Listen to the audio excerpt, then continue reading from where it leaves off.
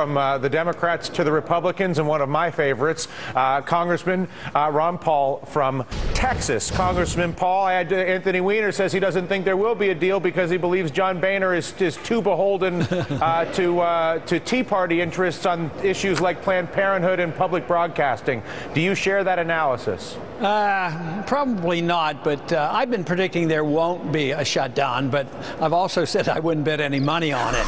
But I'm not too excited about either side of that argument. I think it's all partisanship, and they're not dealing with the real issue. And I think you even mentioned that we're only tinkering with a couple billion. Yeah, we're really dealing with, the national debt this year is going up $2 trillion. Thank you. So we have to change our attitude about what government should be doing. And, as a strict constitutionalist, I don't endorse most of our domestic spending, but I don't set out to attack that if I'm going to work out of this, get us to work out of it.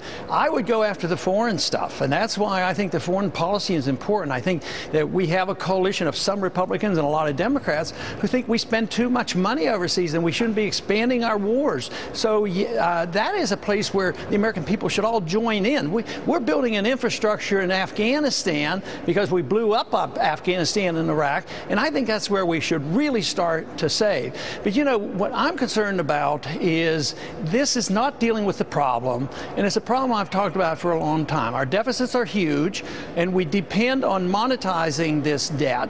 And when you do that... Explain that for people. They're just sort of trying to get into the conversation. Okay, both Republicans and Democrats really are responsible for this huge deficit financing.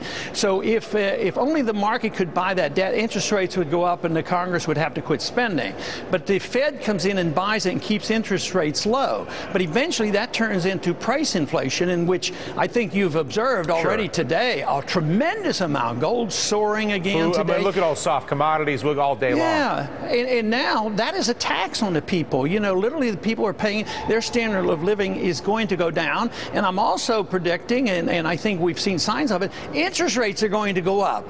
And so this will make the budgetary argument of a few $billion nothing compared to the calamity that we're facing. And it's no easy task to get this under control. At the same time, you seem to be among the very few people, Republican or Democrat, who's willing to come in at least to a public theater like this one and engage in a conversation about the actual problem, which is the I don't know whether you want to call it inefficiency or corruption or manipulation, whether it's the tax code and the Swiss cheese there, the lack of real transparency and choice or competition in healthcare, the nature of our foreign policy, our banking system, our energy policy. These are the core issues that are laying the American people with debt.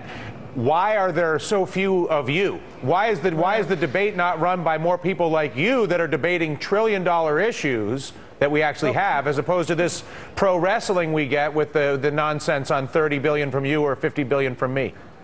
Well, politically, it's unpopular, especially if you'd been talking this way like I have for 10, 15 years when we should have been dealing with it. So this means you would have had to cut out the military-industrial complex and the special interests here at home.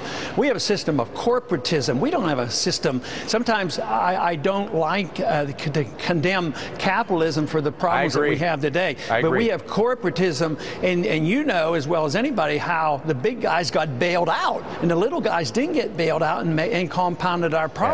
It wasn't the people who were giving us honest services and honest goods. It was the people who were ripping us off with the derivatives market, get into trouble, and then the taxpayers get stuck with that. That's what I resent. Yeah, and they're still doing it. I'm out of time, Congressman, but before I go, I got to say, just as an observer, a relatively new voice in the political conversation these past couple of years, I look at the Republican field, I see, Palin, Bachmann, Pawlenty, Mitt Romney, Donald Trump, I think, is talking about it. Some interesting people, some smart people in that mix. There's no way any of them are better than you for the Republican nomination. Let's just be seriously. No, I mean, and when you look at your articulation of the actual, I'm not saying your answers are all right. I don't know whether your answers are all right or not, but I do know the way that you frame the debate around the issues that this country faces is the most honest of almost any politician that I deal with. Do you not have an obligation at this point to run for president? Well, some have argued that case, and I'm thinking about it, but I haven't made that decision. But I thank you for the compliment. Well, you know, listen, I'm going to harass you on this one because we need the debate. The debate you have the framing of the debate, as you know, is everything, and you do that so effectively, Congressman. Thank you for the time. Appreciate it. All right, more on the budget smackdown with the mega panel.